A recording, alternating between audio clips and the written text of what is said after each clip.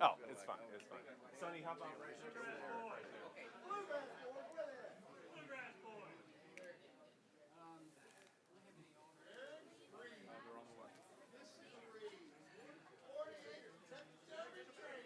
Bring on the whooper.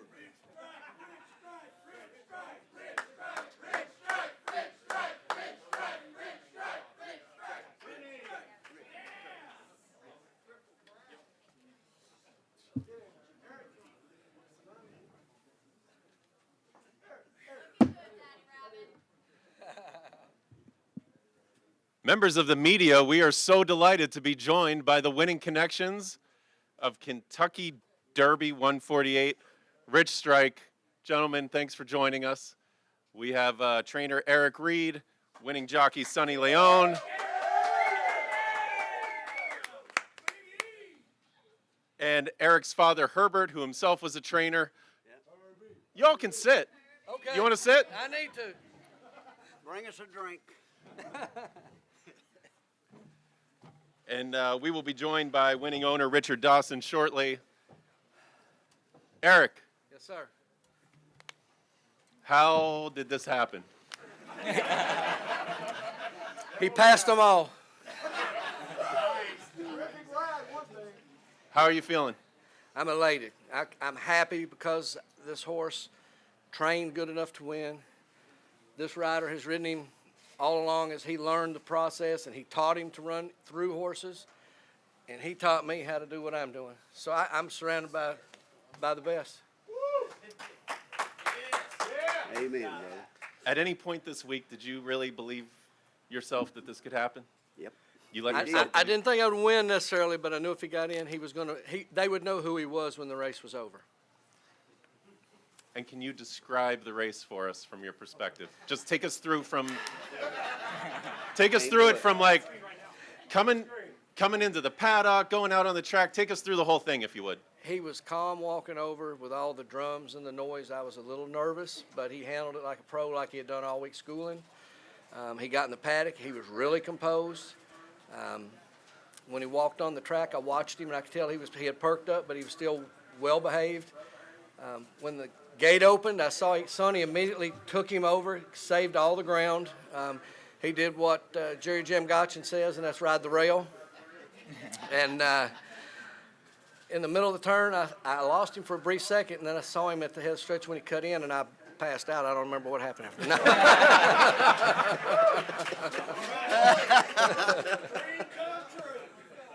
You got that right. Sonny, congratulations to you.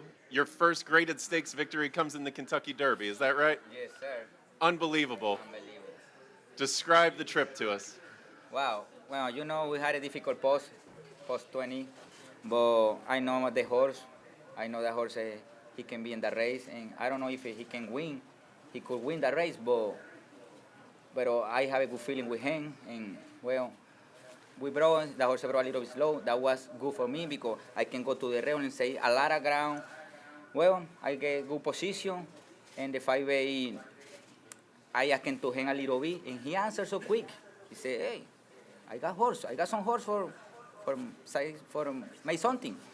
Well, I started to pushing just a little bit, because it's a little bit lazy. And the 3A, I was so close, like 7 lengths behind the leader. He said, I got shot to win. But I had I found a lot of traffic. And then I say I had to wait to the stretch. And that's what I did. I wait for the stretch, and the rail opened up. When you started picking off horses, when you hit the lead, what did you feel and what were you thinking? Wow, even when before 15 yards before the wire, I say, I think I got that race. I got to push him more hard than ever. That's what I did. And then I can say what I feel, man. That's real. The gallop out. The gallop out good, he gallop out. Even when he stopped, he didn't want to stop. There you are, Carlton. He's a tough horse, but I know him. Richard Dawson, congratulations to you. You can call me Rick. Rick.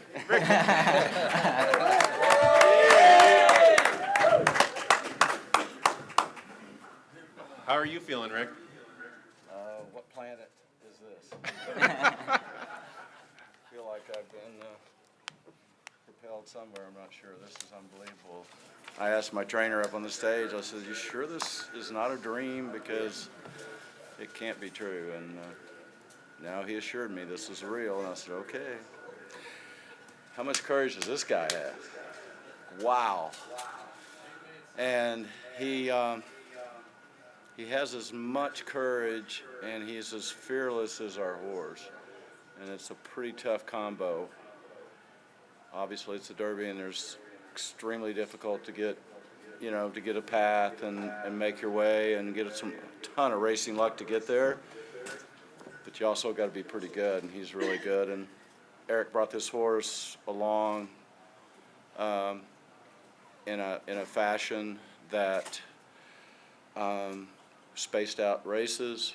We passed on some races that didn't really fit what we wanted to do. We literally last fall we got together and he told me he thought we had something. You know, I don't want to get your hopes up too high. Eric usually undersells and overperforms, and that's kind of the way he does about life. And I said, "What do you think we got a Derby horse?" And he goes, "Maybe." And I said, "Well, let's get the calendar out, find the first Saturday in May, and back up from there." And that's what we did. We just set out and went all the way back to whenever that was, November or October. And then we started picking out races that fit what we wanted to do. You know, I don't think we've ever raced in a shorter time period than 5 weeks rest, and some have been 6 and 7. And as an owner, you know, I was a little anxious, and I was thinking, well, if we got a great horse, well, maybe we ought to run this race or that race. And Eric was incredibly calm and convincing. And of course, you know, I mean, why have a trainer if you don't listen to him?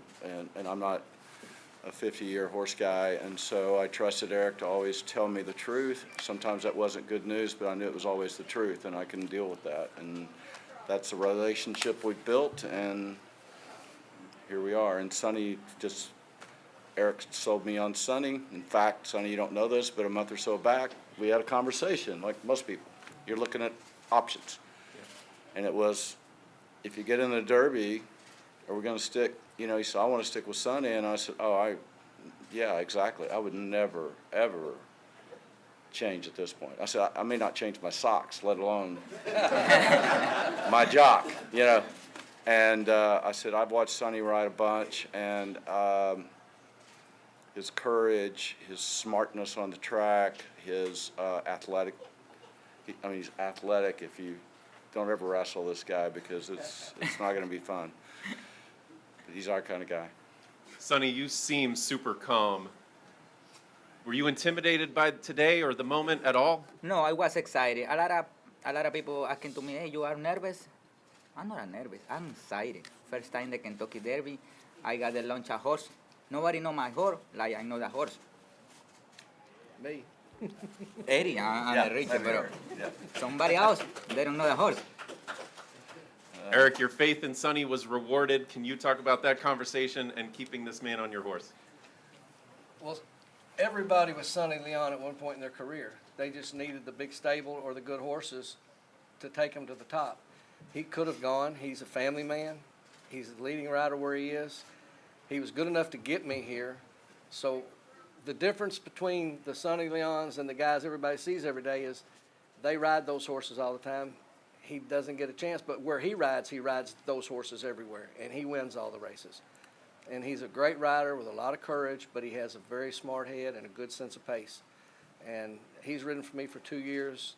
He's my #1 rider, and I owe this to him. He helped teach this horse with me how to calm down and how to get aggressive when the time came. And I think it was the first stake at Turfway when Sonny got off of him. He said, we're there. The Batavia State. The Battaglia Stakes, yeah. Yeah, he walked in and says, this is a Derby horse. I remember that. And I said, all right, buddy, you're going to take us there.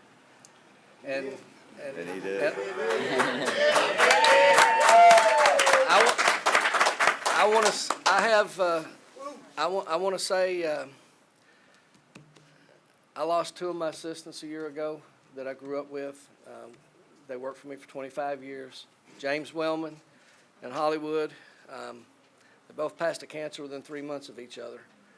And I know they were shining down on me today because they won a lot of the races that got me to where I'm able to get the clients that I got today. And I wish they were here with me. I miss them dearly.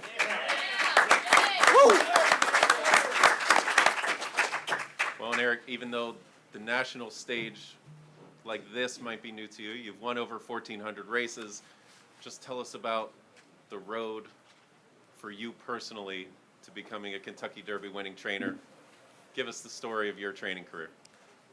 I started small. My dad gave me 2 horses and said, "You want to be a trainer? Here's 2 horses. You're a trainer." And I've never called a person in my life and asked them to train a horse, ever. So every horse that I got was from referral or somebody that just wanted to give me a chance.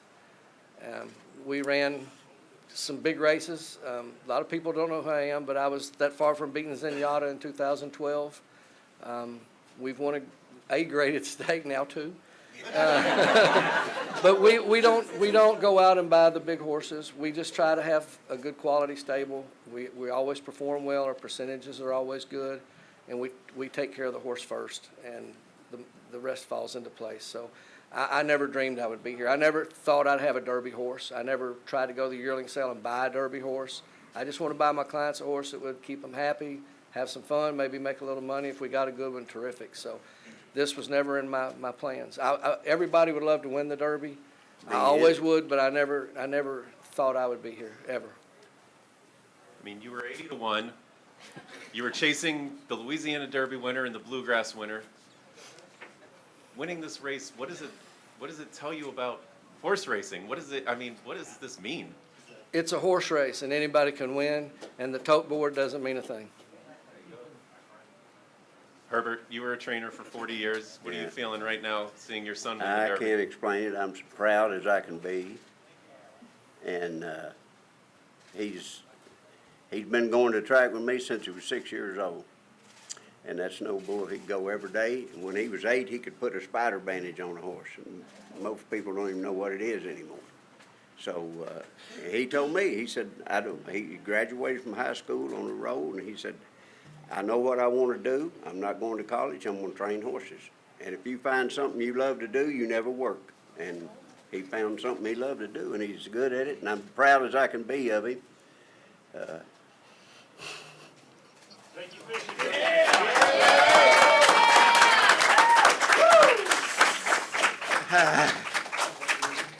We'll take some questions from the room, but very quickly I want to ask both Eric and Richard.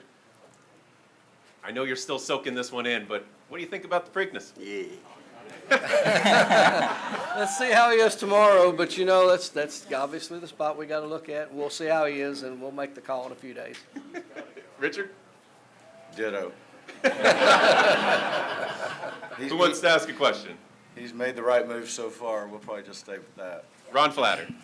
Sonny, I think it was Messier you came up on, who was backpedaling, and it looked pretty close that you had to make a decision, and you immediately went back outside at about the 8th pole, maybe. Can you tell us what happened there? As you had a head of steam, but you have a horse backing up on you. Yeah, I was supposed to, I know my horse like the rail, and then when I turned it for home, the road opened for me, but I had a horse in front of mine in the rail, and then I say, I come through in the horse, or I gotta avoid the horse.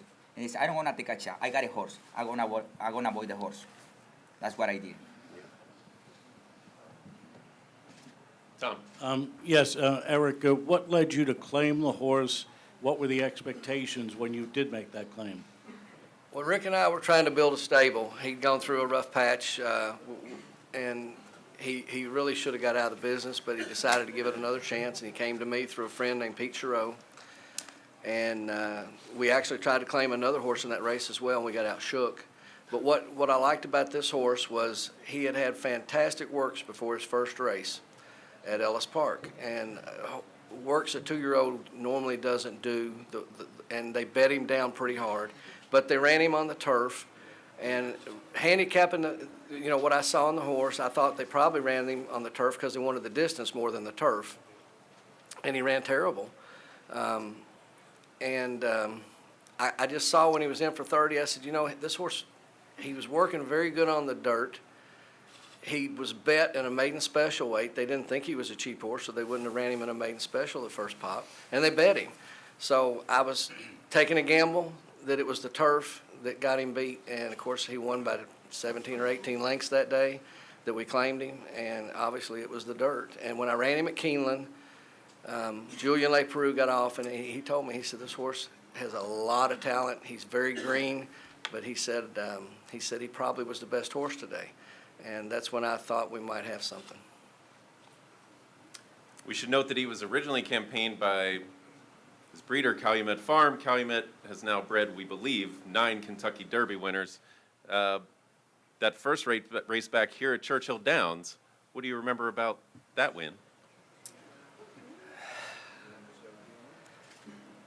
I can't remember. Well, he won by 17 lengths. I mean, I was like, well, did we get outshook? And we got him, we didn't get the other one, and I thought, well, this might work out pretty good. But I had no expectations like this at the time. I just thought we'd made a good claim. I guess we did. Amen. Tim Sullivan. Sonny, two-part question. One, you drew into this, back here, you drew into this race very late. What would you have been doing today if you were not riding in the Derby? And part two, what do you think this does for your career? I was spent time with my family. That's what I supposed to do, you know. And then they are right there. My two girls. Sonny, can you, Next to my family, actually. Sonny, can you introduce them real quick? You have a 2-month-old with you. Can you introduce them? What their names? Paula and Chris. The baby is Paula, and my wife is Chris. Second part of that question, what do you think today does for your career? I didn't hear this. What do you think winning today will do for your career? Well, so I want to enjoy this moment, and we see what happens tomorrow.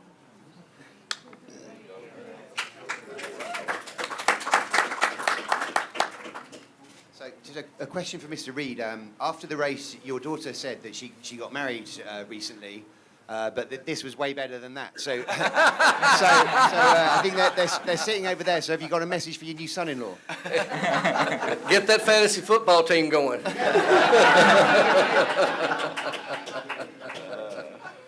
funny.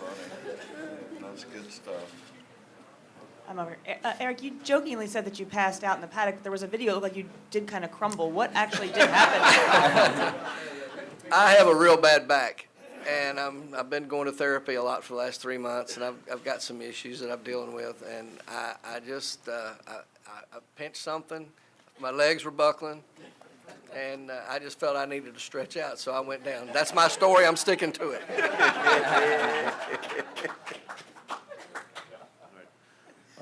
Eric, here in the middle. Yes, sir.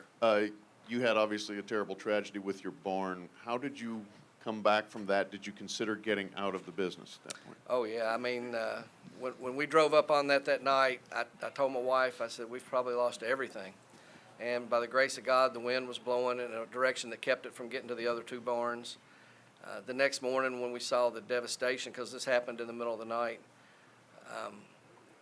I just had thought of all the years and all the stuff we had done to get this beautiful farm, and to have this happen, that something might be telling me it's the end of the line. And it was, everybody was helping me. People I hadn't seen, people I hadn't talked to in years were there. My best friends were there in the morning to pick me up. And about the 3rd or 4th day, when people started showing up from states that didn't know who I was, they just saw the story. It let me know there's so much good out there. And then I had a few trainers that sent me texts, some big trainers, the guys you guys know well, that told me, don't let this take you out, and we'll help you. We'll get you horses. We'll get you clients, whatever you need. And I think that kept me going. And then I just decided, that I wasn't going to let it take me out. And thank God, we're here today.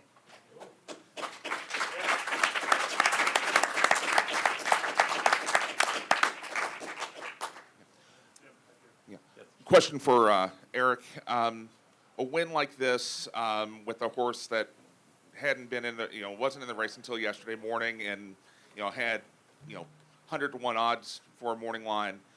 What does this say about the sport? What does this say about the race? And is this something that is this something that can appeal to the everyday trainers, the people that race during the middle of the week and so forth? Never give up. The Mike Iaconelli, the bass fishing man, says that. That was his story. He went through a lot. And this is a game where this horse should have been 80-to-1 on paper.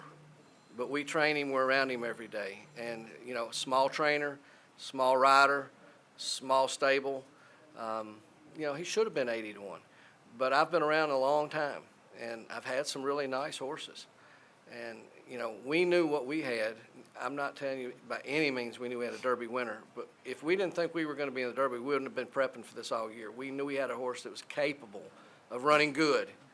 And so anybody that's in this business, lightning can strike.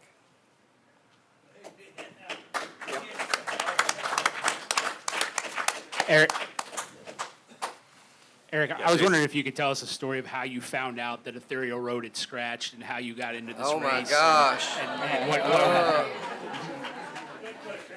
You didn't hear us?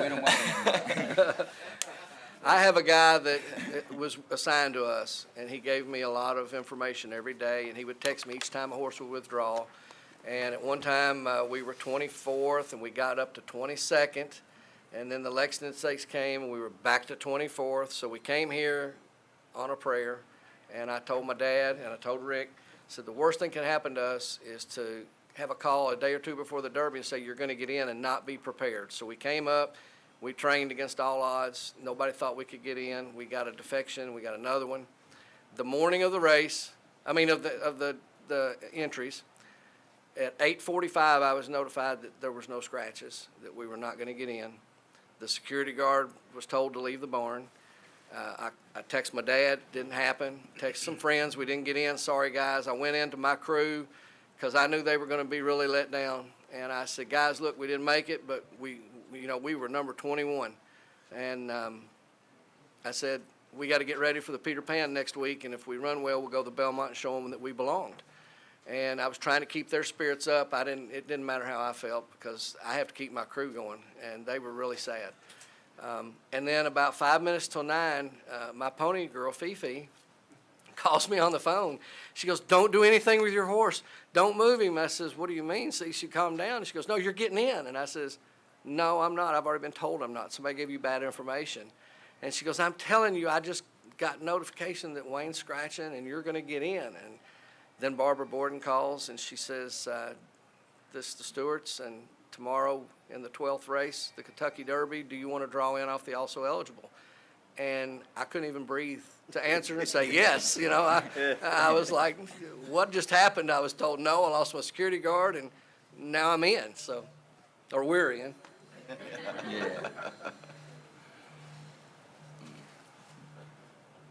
Yeah, Mike's coming. Absolutely. This is for Rick. There's been some references that you've had some bad luck in this business. Maybe you should have gotten out. I was curious if you could expand on kind of your journey as a horse owner, and also just kind of what you do for a living and where you're from and all that stuff. Well, I've actually been in the oil and gas industry since I was 24 years old, and in the last couple of years kind of semi-retired, and I've always loved horses, always loved being around horses. I've gone to the track forever. Our mutual friend Pete Chereau, I was in Kentucky in 1990 actually working here for a major energy company more near Owensboro direction in western Kentucky. And he took me to Keeneland for the first time, and Churchill. I'd been to some smaller tracks around the country, but not the bigger tracks, and very impressive, and just loved them all. Churchill was just massive, and of course we're here on a Wednesday, and it's 25,000 people, and it felt like it was empty, and the word was, well, yeah, but Derby Day, it doesn't look like this, and obviously it doesn't. But as far as my career in horse racing, I think it just started.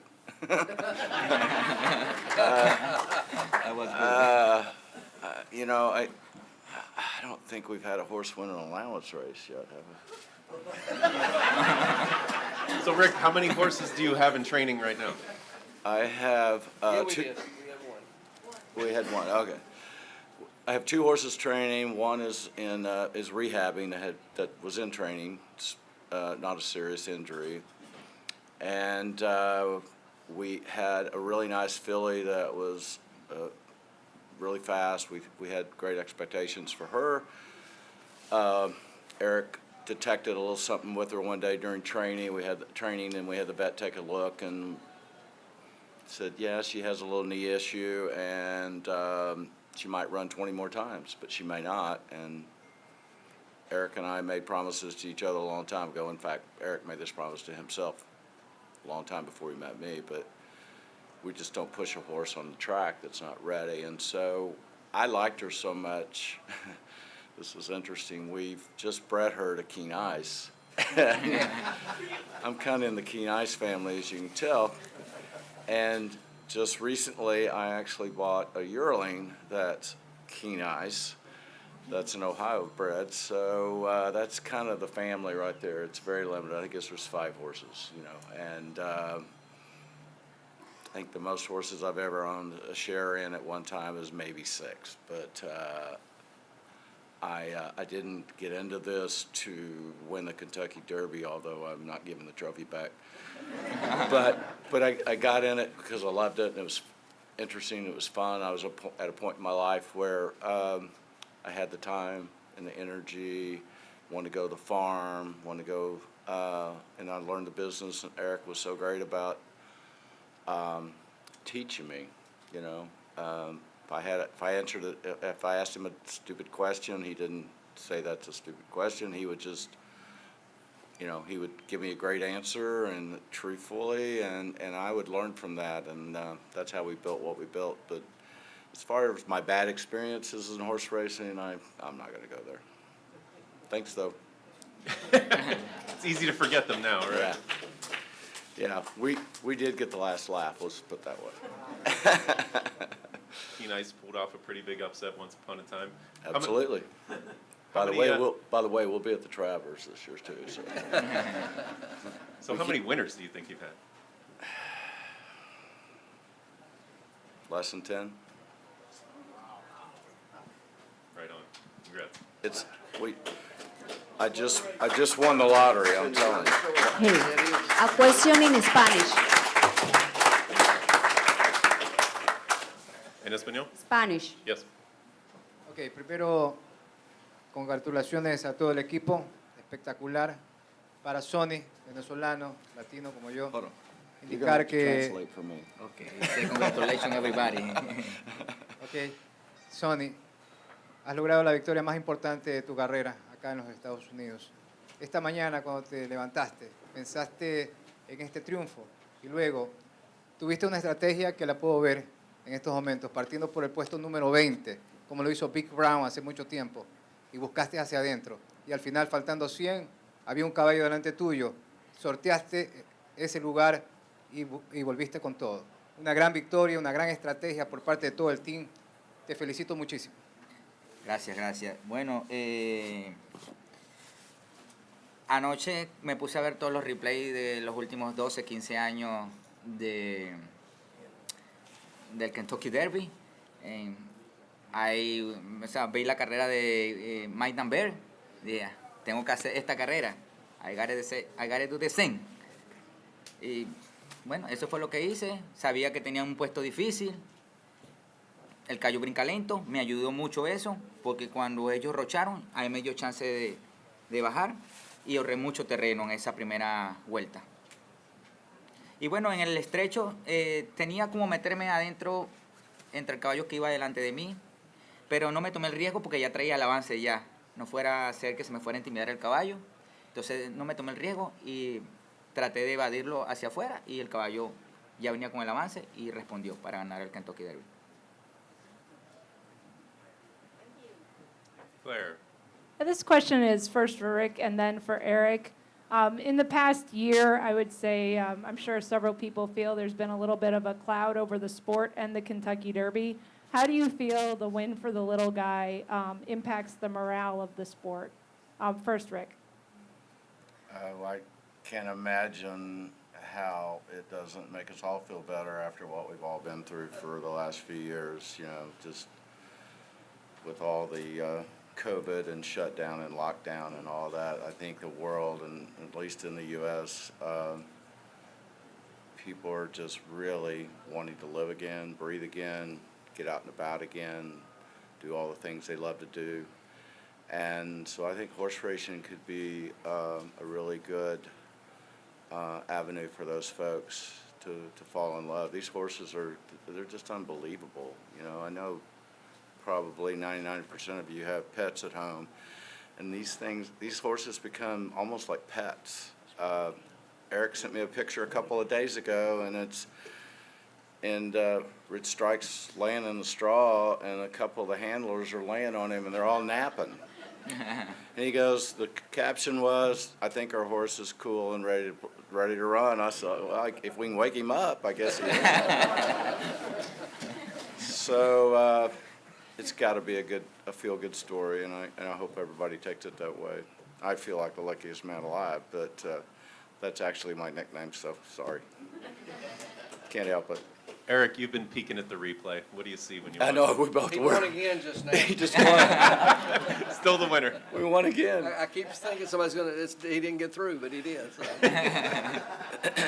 Sonny, how about you? When you look up there, what do you see? Wow, say, like the guy in Spanish talking to me about the stretch, he say, what you try to do when you see your horse in front of you? You wanna try to come through, or you gonna avoid him? And then I ask him that question to me in the race and say, what I wanna do? He's stopped in front of me. No, I got too much horse. I gotta avoid him. And that's what I did. And then that's what I'm watching right now. Man, I did the right thing. I did the right thing. Yeah, the winning move. That was the winning move. Yeah. By the way, he's last right now, but just Yeah. want you to know. Like Mike and Beer, something like this. Things got better after that. Yes, ma'am. Sonny, earlier I said that Parks was very proud of you, and you liked that tweet. I'm from Parks, and I remember you riding there vividly. What's it going to be like when you get home to your home track? So, I remember you for sure, yeah. When I was there that was no difficult time, but not what I expect to be when I move my tattoo there. When I go back to Ohio, so I start to work hard and make some business again, and with the company, with my family, I did the right thing.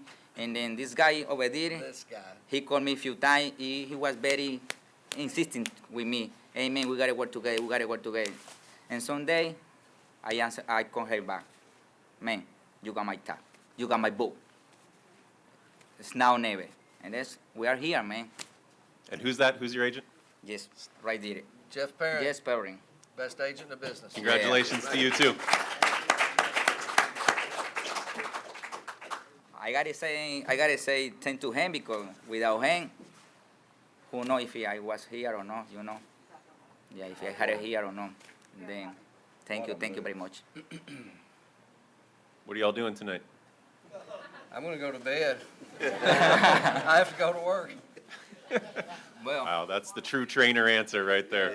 I gotta go to bed because I gotta fly tomorrow to Tampa to enjoy the vacation with my family. That is it's a well-earned vacation. Jenny. Just a bookkeeping thing. Will the horse spend the night here tonight, or is he going back to Lexington, and where will you be in the morning? He's going to stay here tonight. My guys will come and pick him up in the morning. He'll go back to Mercury, the training center that we own,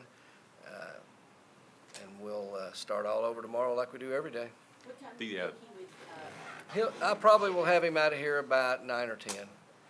So if these folks want to come by the barn and meet with you, what's a good time to talk in the morning? 7, 8 o'clock, whatever time they want. But you'll be there. I'll be there. I'm sorry? You bring him out? Sure we will. He's a celebrity now.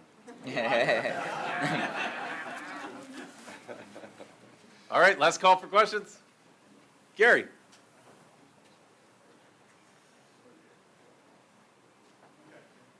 The microphone is making its way. Sonny and Eric, if you could just kind of take us back to this morning, just what was that whole process like and getting everything ready, at the last minute for this race? You talking to me? Yeah.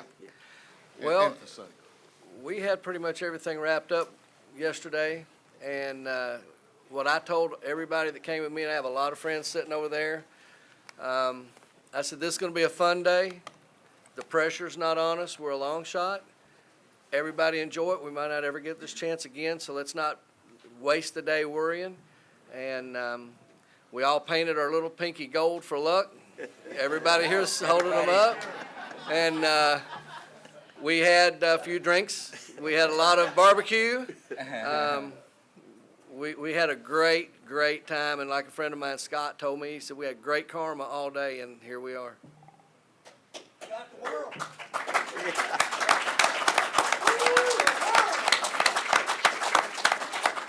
Natalie Voss.